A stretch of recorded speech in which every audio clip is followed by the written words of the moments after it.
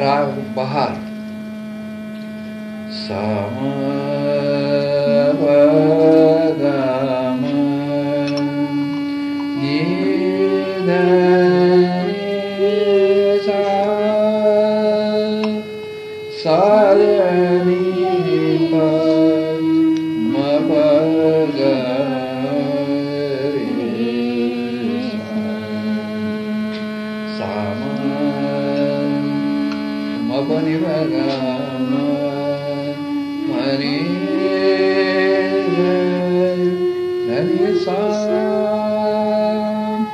सा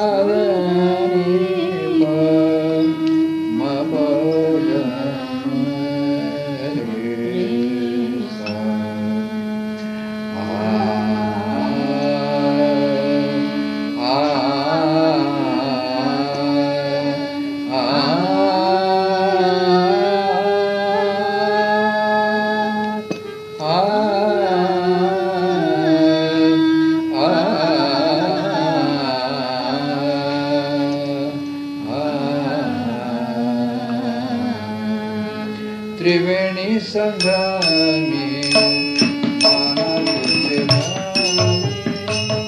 त्रिवेणी संगमी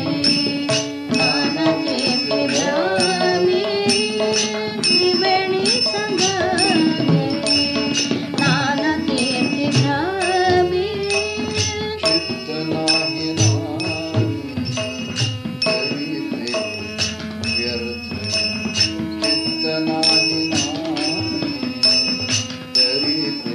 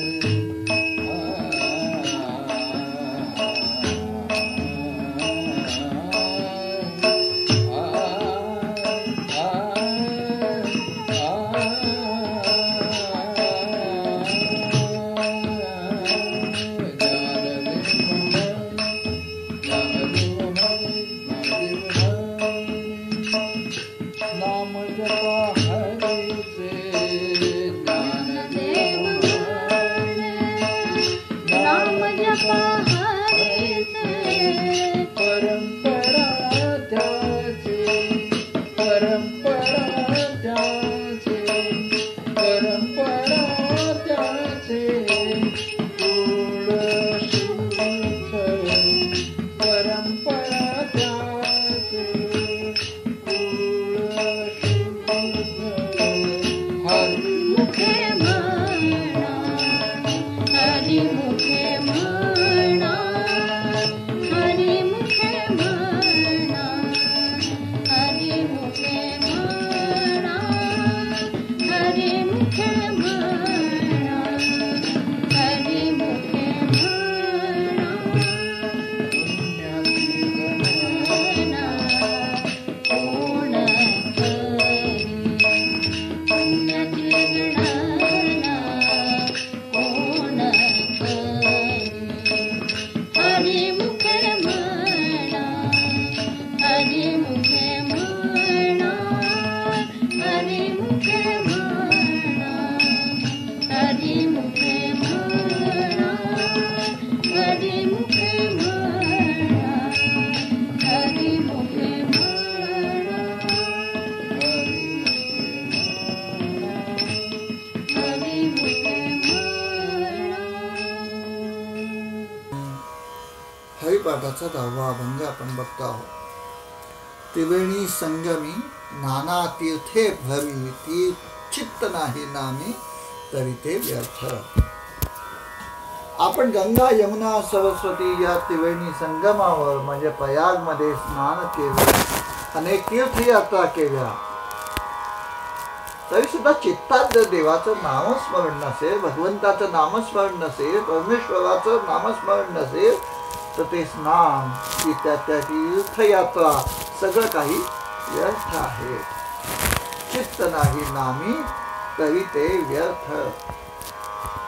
जसं मागे अभक्त हा शब्द वापरलाय तसा पुन्हा इथं वेगळा शब्द आलाय. पापिया नामासी विन्मुख तो अवया न पवे कोणी. तो मनुष्य जो मनुष्य नामाच्या विन्मुख आहे, जो नामस्मरण करत नाही, नामापासून दूर पळतो, तो मनुष्य खरं म्हणजे पापीच समजावा. त्यानं हे लक्षात घ्यायला पाहिजे की संकटात पापांपासून रक्षण करण्यासाठी धावत येणारा श्रीहरीशिवाय दुसरा कोणीही सापडणार नाही.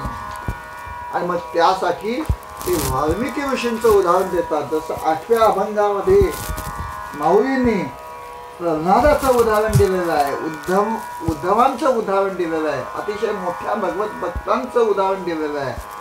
तसं वाल्मिकी ऋषींचं उदाहरण ते देतात. नाम साधनेनं त्यांनी स्वतःचा उद्धार करून घेतला. वाल्मिकींचं पूर्व जीवन अत्यंत पापाने भरलेलं आहे, पण नारदासारखे गुरु त्यांना भेटले, त्यांना नाम साधना मिळाली आणि महर्षी या पदावर ते आरूढ झाले. त्यांच्या हातून रामायणासारख्या ग्रंथांची निर्मिती झाली. नाम साधनेनं त्यांच्या संपूर्ण जीवाचा उद्धार झाला, आयुष्याचा उद्धार झाला, संपूर्ण कुळ उद्धरलं गेलं. नामे तिन्ही लोक उद्धरती. आणि म्हणून शेवटच्या कडव्यामध्ये माऊली म्हणतात, ज्ञानदेव म्हणे नाम जपा हरीचे परंपरा त्याचे कुळ शुद्ध.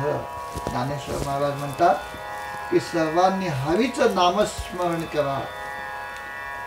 जगताचा उद्धार करणारा असं हरिनाम, त्याचा जप तुम्ही केलात, नाम जपा हरीचे, त्याचं नामस्मरण सतत केलं तर परंपरा त्याचे कुळ शुद्ध.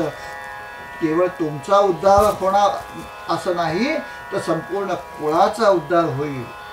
नामस्मरणामुळे तुमचा तर उद्धार होईलच, पण परंपरेनं तुमच्या कुळाला सुद्धा शुद्धता होईल. तुकाराम महाराज म्हणतात, पवित्रते कुळ पावन तो देश, जेथे हरीचे दास जन्म घेती. किंवा कुळ तरवे तयाचे, जेही स्मरण केवे नामाचे. या नामाने नामसाधकाला फार मोठं सामर्थ्य प्राप्त होतं. किती महत्वाचं आहे. म्हणतात